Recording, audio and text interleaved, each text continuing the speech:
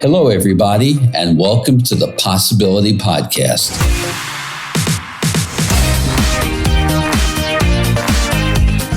I'm your host, Mel Schwartz. I practice psychotherapy, marriage counseling, and I am the author of the book, The Possibility Principle, the companion to this podcast. I hope to be your thought provocateur, and I'll be introducing you to new ways of thinking and a new game plan for life.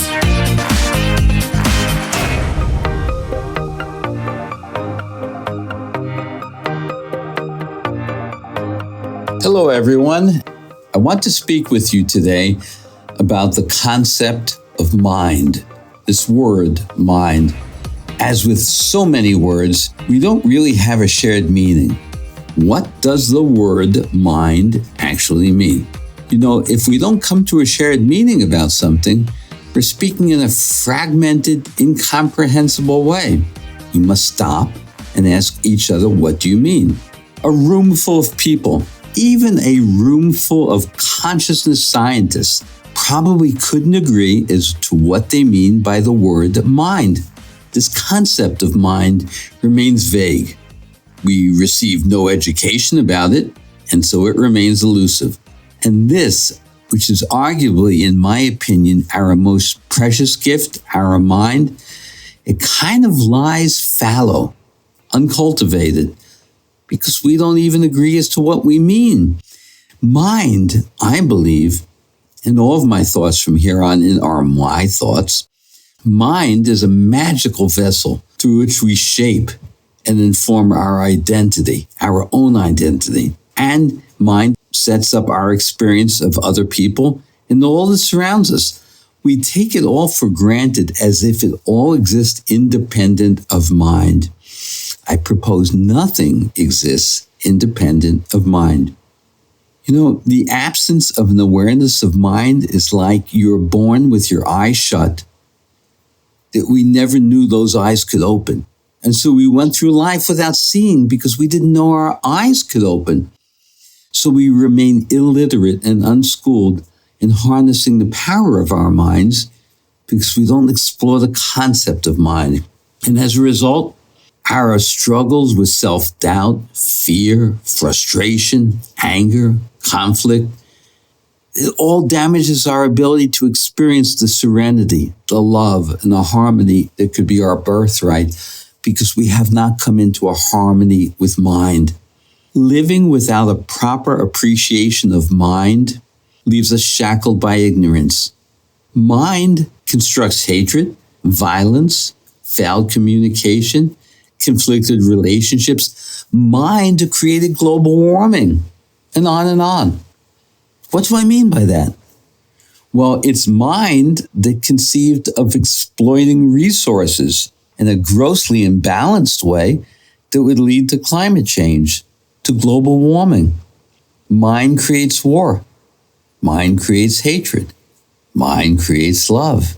Virtually every challenge we face in life is informed, influenced, and impacted by our mind. The mind is the heartbeat of awareness, and without a healthy understanding of mind, your mind, my mind, we simply cannot live life to its fullest.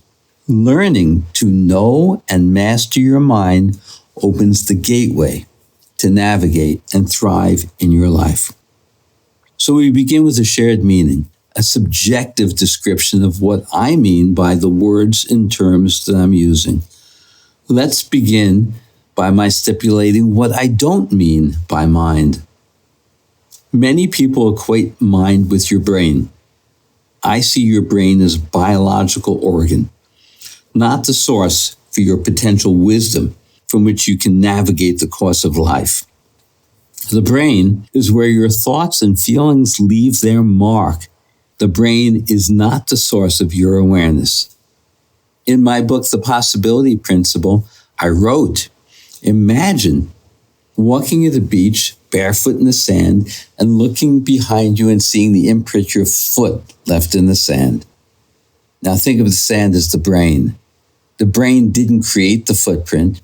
Your foot left its impression in the sand. Your thoughts and feelings leave their impression on your mind, on your brain. But mind is much more than brain. Brain is a biological organ which processes and gives us capacity for intelligence, for communication. Many people confuse mind with being the same as our thoughts. Nothing could be further from the truth. Many thought leaders, motivational pundits, and best-selling authors offer little distinction between thoughts and mind, or even between thoughts and thinking. As I have pointed out many times, thoughts happen instantly, beyond our perception, without our perception. They inform us falsely of truth. Thoughts trick us in that they're telling us the truth. They're just thoughts. Thinking is the ability to step back and see your thoughts operating, see your feelings operating, and that allows a sense of me that is more than my thoughts and feelings. That's a portal and an access to mind. So how can we possibly move forward in pursuit of enlightenment and personal growth without actually clarifying what we mean by each of these words? You know, it's kind of like if you're playing a game of Scrabble without agreement as to what letters constituted the word. That game wouldn't go very far. It would get all scrambled up and lead to incoherence. And that's what happens with our thoughts. And without shared meaning, thoughts happen to us. They are impressions made upon our awareness that we may or may not be aware of. They are ancient in our own being. They are habitual. We have had similar thoughts thousands, tens of thousands, perhaps millions of times. We have thoughts nearly every moment. Most of them seem similar, and if you really consider them or try to note them, you will find they appear commonplace, often repetitive. Thoughts tend to be old, even habitual. You may have a new twist on an old thought as circumstances change, but thoughts tend to tunnel in a common refrain. Want to see your thoughts? Okay, pause and ask yourself, what is the thought you're having right now? As I'm speaking in this moment, what is the thought you're having? Notice what your thought's telling you. Don't judge the thought, just note it. Write it down. Come back to it later and see what the thought was telling you. Now, thoughts and feelings are part of a continuum. One washes onto the other, like a wave unfolding onto shore and then tucking back in and enfolding as it goes back out to sea. Picture that imagery. The wave coming into shore. It becomes manifest, or what David Bohm spoke of as explicate. Explicate and manifest are the same. Then it tucks back in and enfolds and goes back out to sea. And that's implicate and unhidden. There's a dance between the implicate and the explicate. I believe that thought ordinarily precedes feeling. But of course, the feeling slips right back in and then forms the next thought. They work as a continuum. And this pattern explains why we get stuck in particular moods. Learning to see your thoughts is a crucial first step in this journey toward the mind. You may wonder, where do these thoughts come from?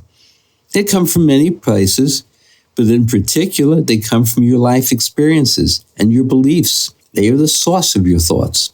These beliefs, though so critically important in framing your personal reality, for the most part go unexamined and unquestioned. How often do you ask yourself, how did I come to this belief? Why do I believe it to be true? That is the essence of critical thinking. Once we step back and evaluate our beliefs and thoughts, we open to new experience, to new awareness. We can rise above the dictates of beliefs and thoughts, which then frees us to become the masters of our mind. So mind lies well above thoughts and feelings. The difference, again, between thoughts and thinking. Thinking speaks to my learned ability to step back and see my thoughts occurring, to see what they are telling me. Thinking allows for a sense of me to arise that's larger than my thoughts and larger than my feelings. Learning how to see your thoughts and feelings frees you from becoming reactive. Thinking creates a space between your thoughts so you become sovereign, above thoughts and feelings. And some of you may appreciate what I'm describing right now as you notice your thoughts. But those of you who don't worry. This is a process. You'll get there. Our change process, real change, generally springs from thinking. Thinking activates new insights and deeper levels of awareness. As a culture, we have been trained since 17th century to see and think in a very fragmented way, seeing only small bits of the big picture.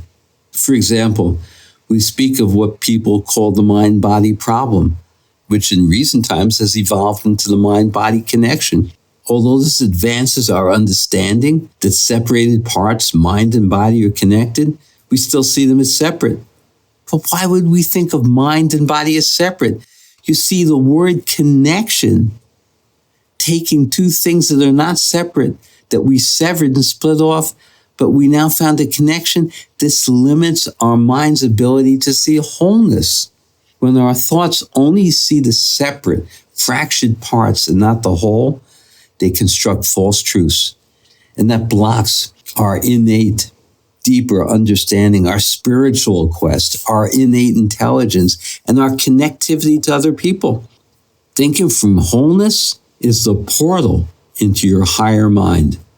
Your mind can then access the field of wisdom, which interfaces with innate connectivity. When you activate the power of mind, you tap into oneness with everything, with the universe and all of its infinite resources. Mind describes the integration of our entire being, the eyes through which we see, the heart through which we feel, the wisdom that flows from joining with the universe, and the innate knowing that awaits us. This is a journey into the power of your mind. In our next episode, I will dive deeper into how to defragment your thoughts, defragment your mind, and come into a coherence or wholeness, which is ultimately the most valuable quest that we can experience, in my not so humble opinion. And that's where love resides. Romantic love, love for ourselves, love for nature, love for the planet. Simply love.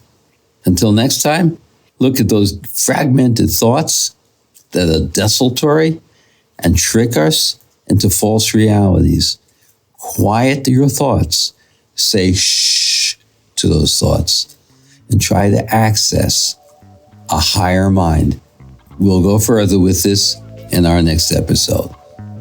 Wishing you well-being and access to your higher mind. Bye for now.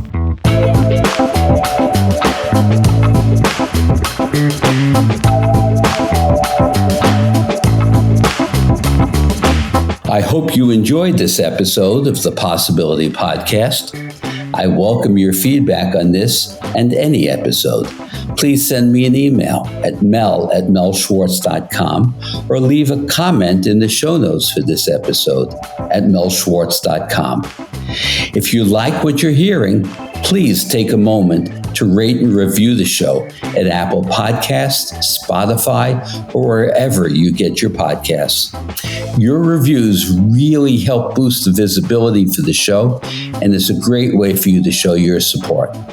Finally, please make sure to subscribe to the Possibility Podcast wherever you listen to podcasts, and that way you'll never miss an episode. Thanks again, and please remember to always welcome uncertainty into your life and embrace new possibilities.